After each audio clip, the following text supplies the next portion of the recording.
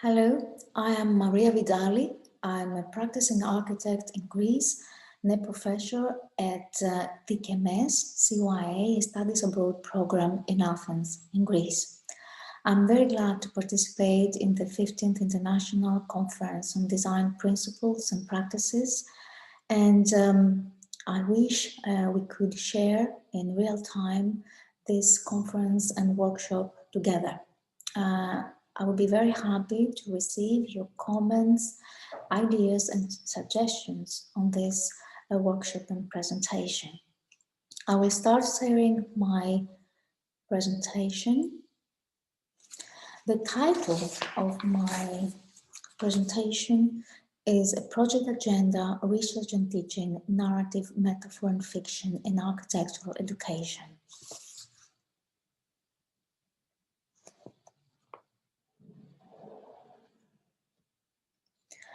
I would like to start with a few questions which are also included in my abstract for this presentation, which are students able to discern new contemporary sustainable ways of living? Are they searching for things beyond the human way of living and outside the complexities of architecture? Do they understand how things are connected with social life, spatial qualities, and the environment?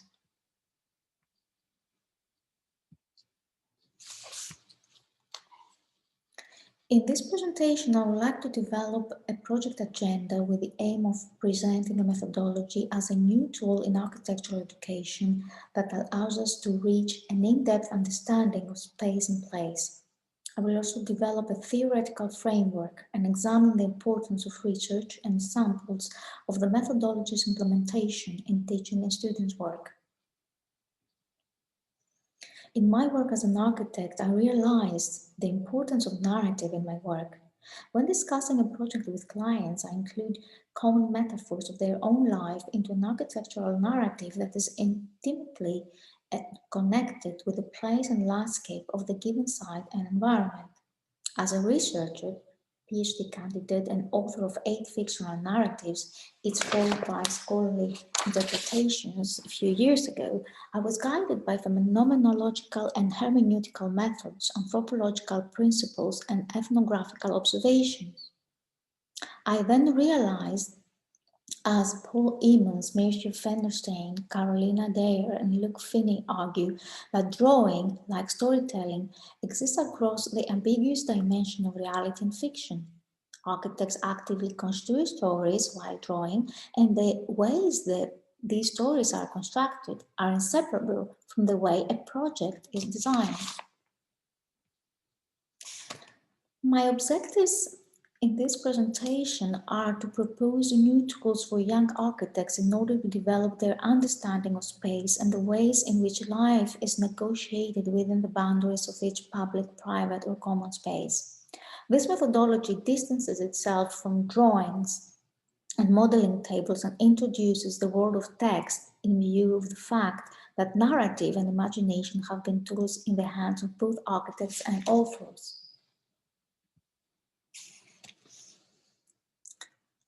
It will be presented within my research and work with students from different departments of American universities and architecture students from the University of Thessaly in Greece, how they have responded to these new tools and how these affected their understanding perception of a new place by anchoring their experience in the city and developing their imagination related to the community and the environment.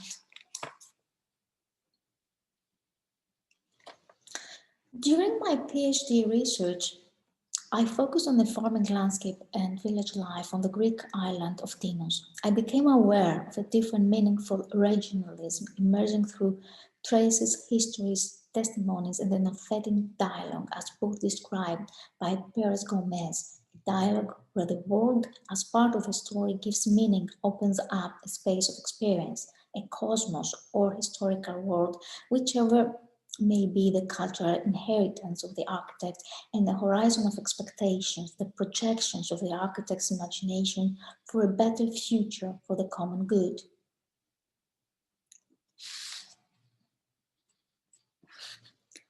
I started building up the spatiality of the stories by being inspired by the constructed space consisting of a system of rituals for the major interactions of life, as Ricoeur describes the exchange between the spatiality of the story and the temporality of architecture.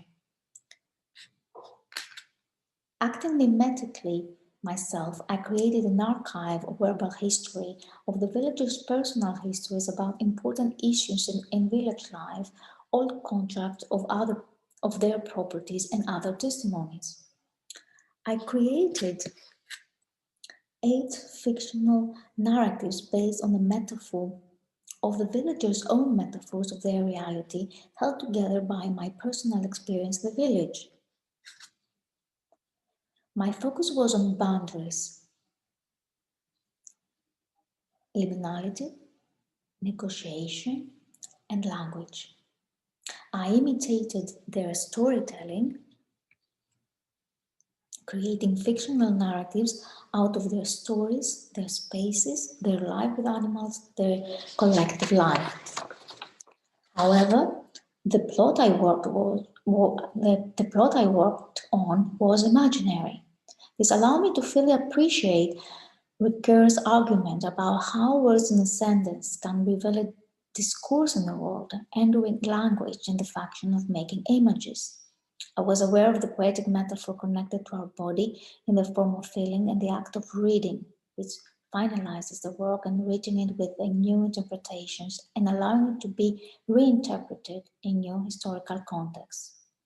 By adopting a fictional perspective through the use of phenomenology and hermeneutics, my intention was to reveal another architectural dialogue based on language, words, and narrative as a new space of experience.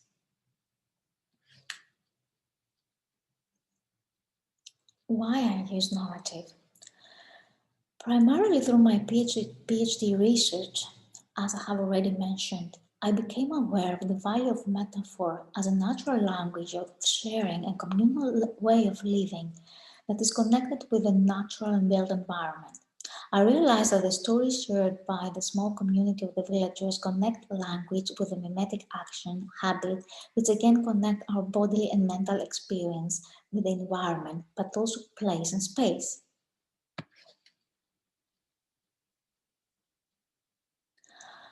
I adopted fictional narrative in order to discover and reveal the truth through fiction, story, myth, as argued by Ricoeur, through the mediating role of fiction as a weaving procedure of different things that make up life. It is this complexity of life that narrative tries to imitate.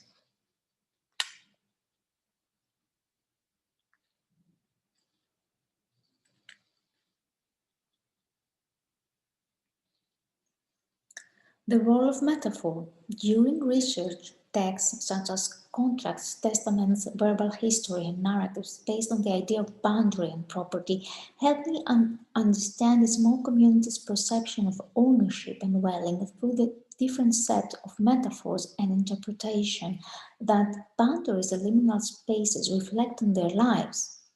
Then, phenomenology and hermeneutics help me understand and interpret spaces which are created by boundaries and actually exist through the negotiation and narration of stories that take place in communal or public spaces.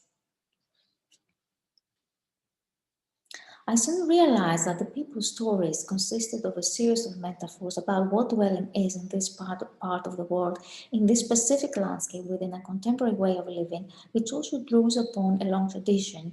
Gadamer claims that in language and only in it can we meet what we never encounter in the world, because we are ourselves and merely what we mean and what we know from ourselves.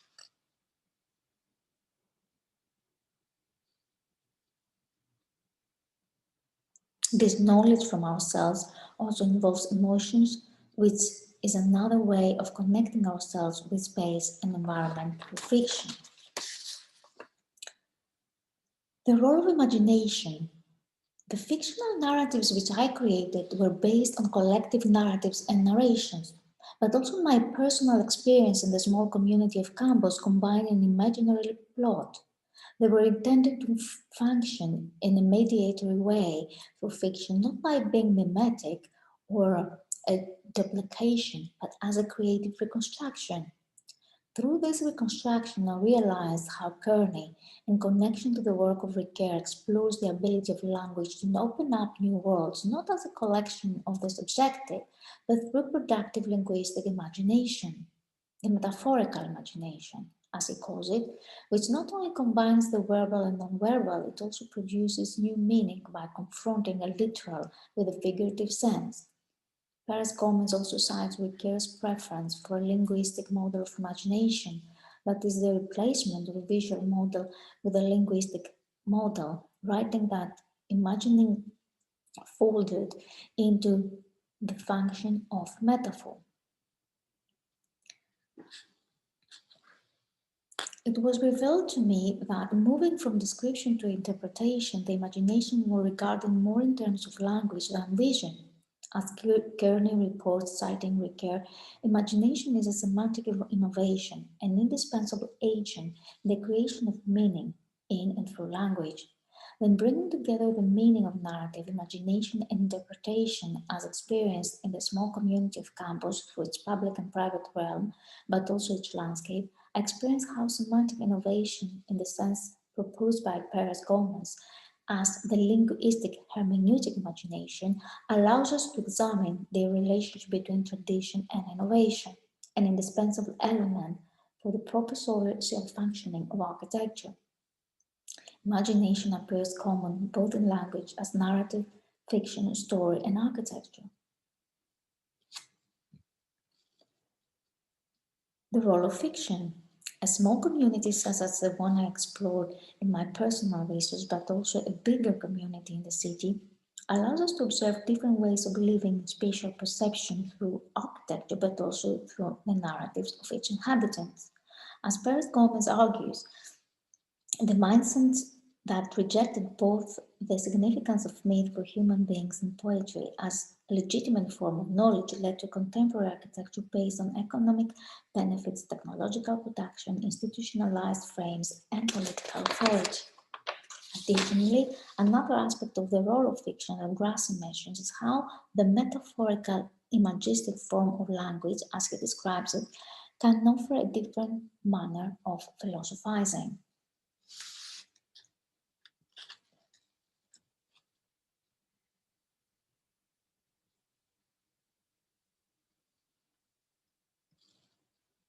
And now I would like to share with you the workshop, part 1 and part 2. I will start with workshop part 1, Athens through time, space, narrative.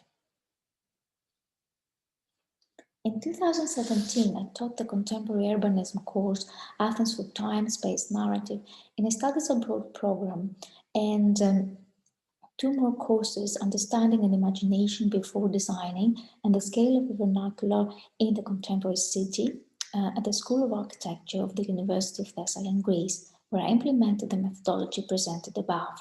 This allowed me to share with the students the idea that the use of narrative and the creation, of fictional narratives allow a deep understanding of what life is, offering a foundation for the imagination to flourish.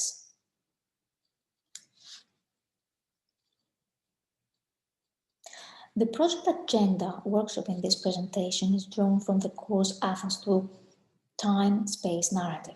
This workshop approaches Athens as a city evolving in time, bringing together historic and contemporary architecture as well as the spaces of the communal, public, and private realm.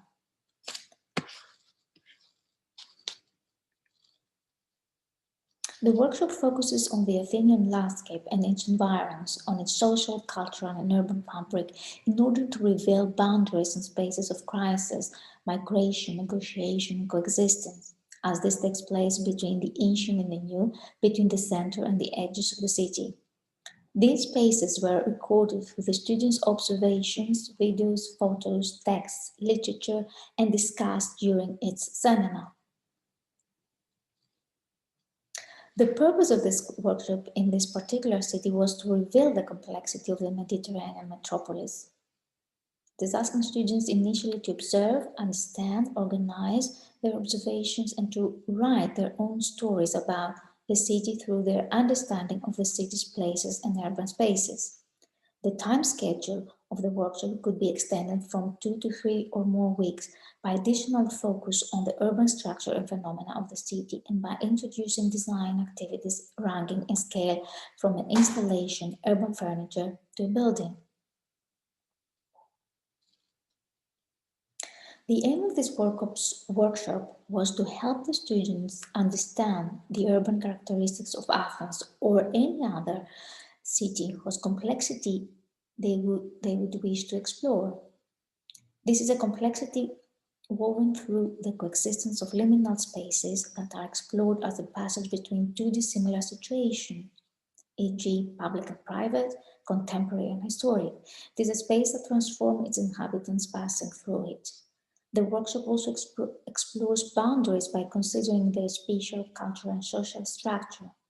Students will have the opportunity to see how traditional planning is sometimes abstracted and detached from reality, how the tourist notion of quaint is not at all what the city is about, and how important it is to deal with the complete in situ reality of human conditions.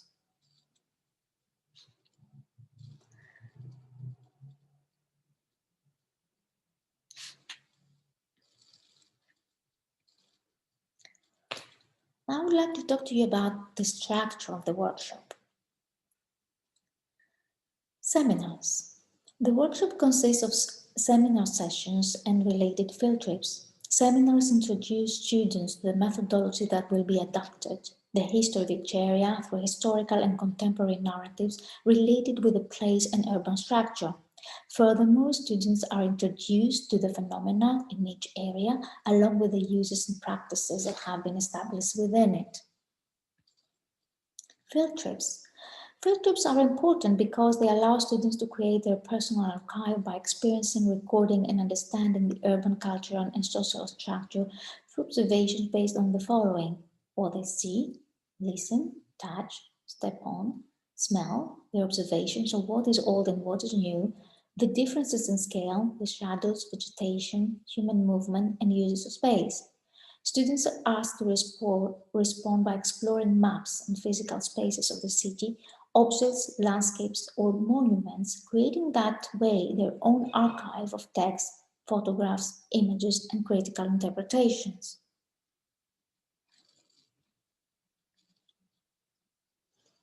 5 basic questions as a guide.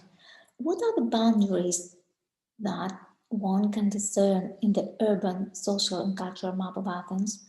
Do they reveal ownership or a specific type of identity? Are there areas of negotiation, and how are these revealed? How can a narrative be composed by identifying and archiving the different areas and spaces of Athens? What does walking, mapping, and recording reveal about the complexity of the city? In working group, students are asked to group their observations, create a connection with a new place, and construct their interpretations.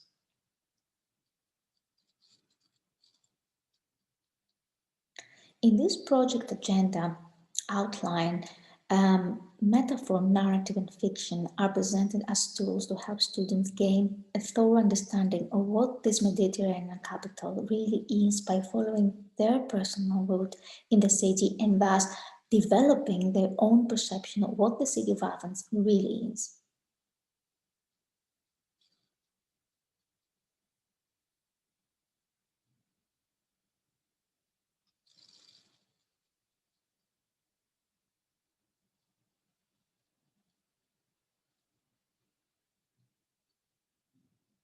The students will then write their own fictional narrative on the truth revealed to them by the city. The interpretation of their narratives as part of a series of spatial, ethical, and linguistic metaphors will become evident by the end of this workshop.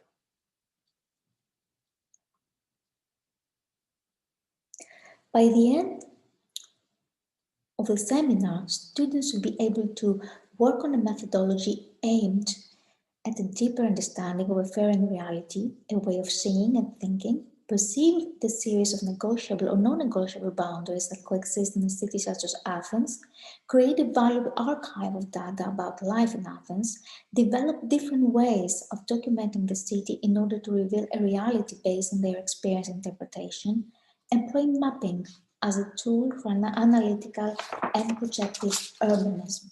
Use different media and combine data with narratives and images in order to represent aspects of the contemporary city.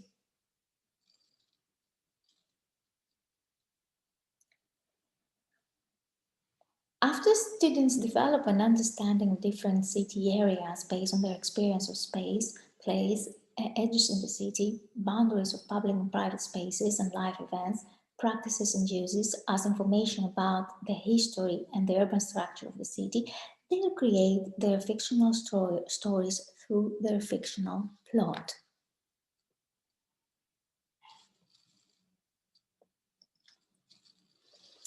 Now I would like to share with you excerpts from two students, which were actually excerpts from their final paper, their fictional narratives about the city of Athens. The first excerpt is by students during fall semester 2019. For the first time of many, I walked down Eratosthenes Street, past Cafe Hot Dog with a little yellow garage door, past the paint shop, the religious shop with the handmade crosses, past the empty space which I slowly watched loom in a busy street side cafe and bar, past Stadium Cafe and Jazz Grill, which I would frequent too often in the upcoming months, especially for the kebab pizza with a special sauce. Just past Domino's was a rush of uninterrupted traffic, and with no chance of jaywalking, I hooked a left. Within just a few steps, the tall building and narrow alleyways opened up like a curtain, revealing a large wide open stage in which was placed an enormous marble stadium. The entirely white stadium gleamed in the early morning sun. It was Kali Marmaro. Kali means white and Marmaro means marble in Greek, something I will learn much later in class. The stadium had a fierce magnetic pull, probably partially because I knew I would be ending my race here, seemingly lifetime from that moment in early September, but also because of the glamour, sleek form, and way it was nestled into the side of the hill. I wanted nothing more than to climb up the step, sit atop the stadium, and try to orient myself in the beast of a city I now call home. Turning my thoughts away from Kalimarmaro, I swung my head to the right and finally saw something that looked suitable to run through.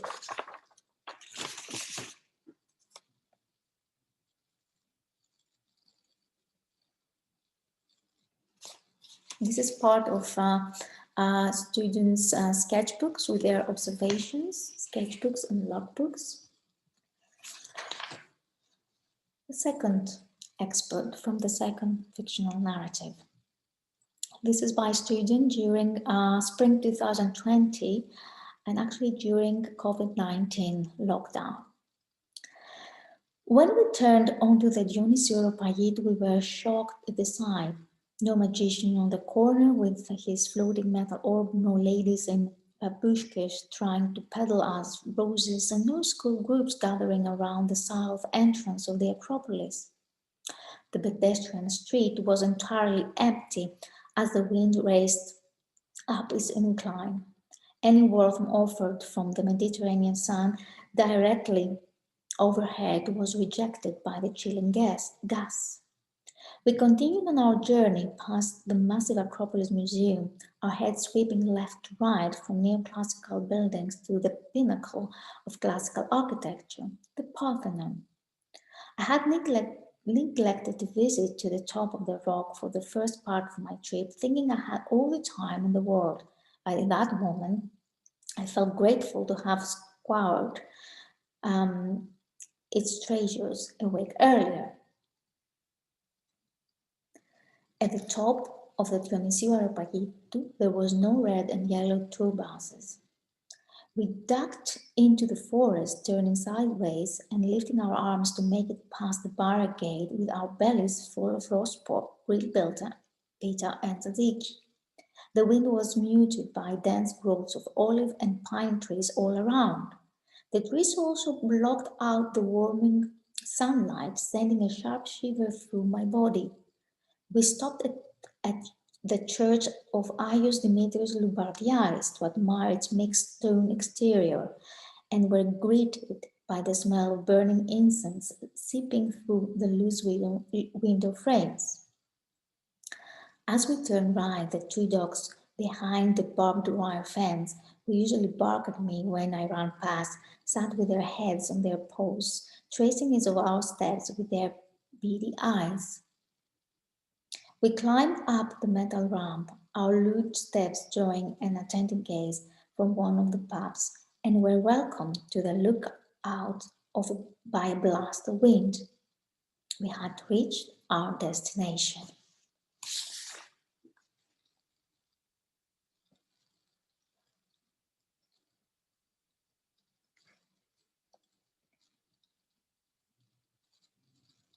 Here you can see some more of the students' work and observation.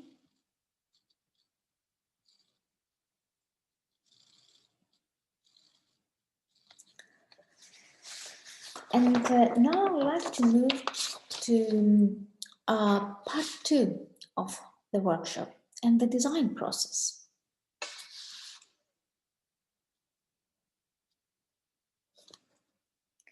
After the process of understanding and engaging their imagination, students are asked to choose one of the public spaces they have visited and suggest how the space could be improved and turned into an intelligent public space.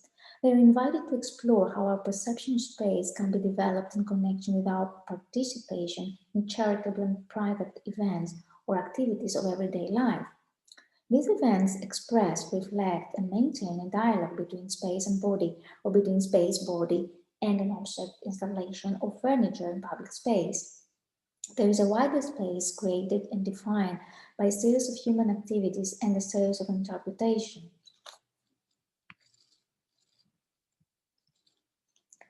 This space will be explored through the life of an installation, urban furniture.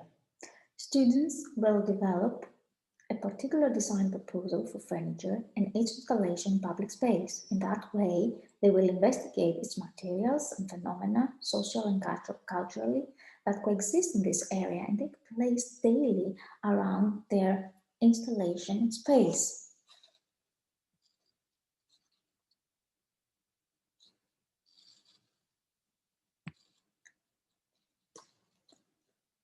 The aim of this part of the workshop is to help students understand the urban complexity that is interwoven with the coexistence of spaces from the perspective of their spatial, cultural, and social structure.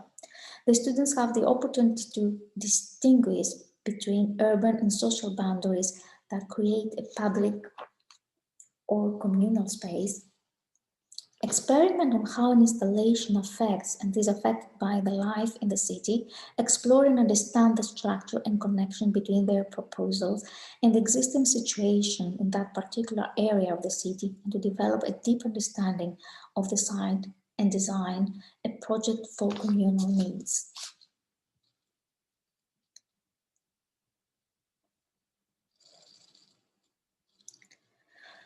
Evaluation and concluding thoughts. During the process of research before teaching these courses, I realized through listening and creating stories from a small community's life in urban or farming landscapes that space and landscape consist of a series of metaphors on the nature of dwelling. The students who followed this project agenda created their own narratives based on the metaphors of Athenians and their reality in the city, fused with their personal experience in the city as a version of reality. The students who participated in the first part of the project agenda enjoyed both engagement with the phenomena and places of the city and working together in a group. They expressed enthusiasm about learning from narratives, things they hadn't experienced before. I observed that initially it was very difficult for them to actually observe and record the place in order to learn from it. Their difficulty to use fiction and imagination in order to express aspects of their experience in the city was very instructive to me. Independently of that, they produced beautiful works, both in terms of writing and fictional narrative. There was a lot of excitement in the group of students who were introduced to the design part, to the second design part of this project agenda.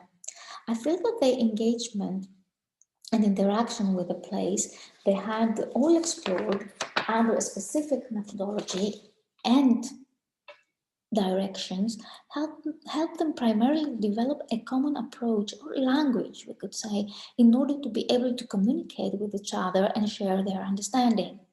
The creative part then came easily using their experience, common understanding, and imagination, and by focusing on variations of the scenarios. The different projects from each group at this stage were particularly interesting and stimulating.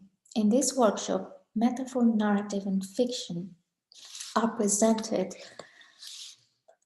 as tools for young architects to achieve a broader understanding of what the world that we designed for really is, by being released from the preoccupation of what this world should be according to contemporary social and political edicts or urban rules that do not reflect a deep understanding of city reality. Metaphor, narrative, and fiction allow different versions of reality to emerge. They equip students with a way of interpreting, incorporating the local tradition into a contemporary way of living and innovation, as opposed to responding to architecture and dwelling merely through form and the dominant architectural trends. It inspires them to bring forth the social and ethical function of architecture and meaningful regionalism, as mentioned by Peres Gomez, related to humans and the environment.